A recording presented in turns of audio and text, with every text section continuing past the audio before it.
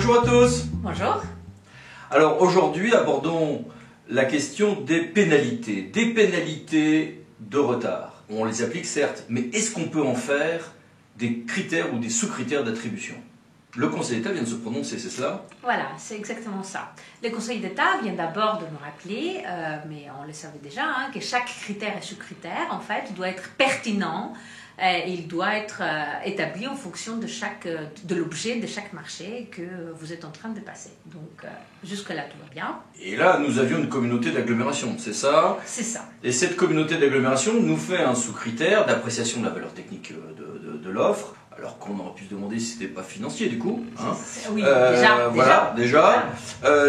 Qui était, dites-moi combien vous faites de pénalité, ça sera un élément de qualité de l'offre. Voilà. Et puis, plus le montant est élevé, plus la note est élevée, évidemment. C'est ça? C'est ça. Le montant des pénalités proposées par les candidats est élevé, donc plus elle était élevée, plus meilleure était la note qui lui était attribuée en vertu toujours du critère de la valeur technique. Parce que ce sous-critère faisait finalement partie du critère de la valeur technique des offres. Puis après, on a eu un yo-yo. Le tribunal administratif dit à l'entreprise qui avait fait un recours, ah bah oui, vous avez raison, on n'a pas le droit de faire ça. Puis la cour administrative d'appel a dit finalement si, c'était bien, voilà, que ce critère-là était tout à fait pertinent, qu'on avait le droit de faire.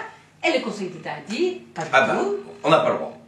Alors, voilà. Qu'a dit le Conseil d'État plus précisément, Evangélia? Alors, le Conseil d'État, en premier lieu, a rappelé qu'en fait, un tel critère, le critère donc du montant de la pénalité, ne permet pas finalement d'apprécier la capacité technique des entreprises. Je vous rappelle que le critère en fait, auquel on se référait pour le montant de la pénalité, c'était la valeur technique des offres. Et le Conseil d'État dit, non, ce sous-critère, en fait, ça n'a finalement pas grand-chose à voir avec la capacité technique des entreprises d'exécuter le marché en cause.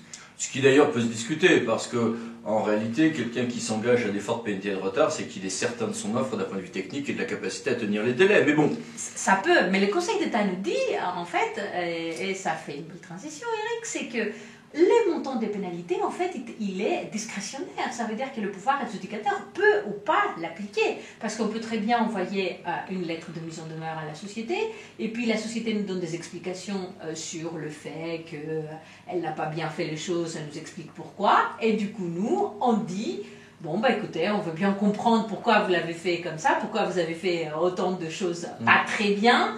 Et donc, du coup, on comprend et on diminue le montant de pénalité en sachant que depuis la fameuse jurisprudence du Conseil d'État au PHLM de Puteaux, de la ville de Puteaux, le juge a le droit de modérer le montant de pénalité s'il trouve que ces pénalités sont excessives.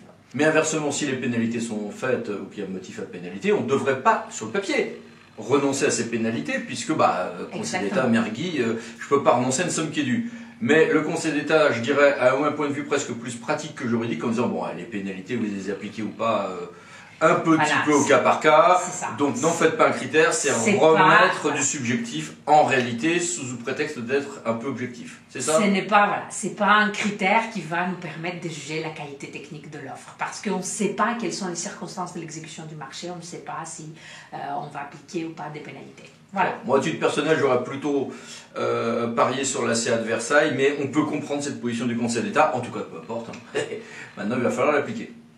Toujours, donc, sachez que soyez prudents, il ne faut pas établir un sous-critère concernant le montant des pénalités. En tout cas, jusqu'à ce que ça change. Merci, à bientôt pour notre vidéo. Au revoir. Au revoir.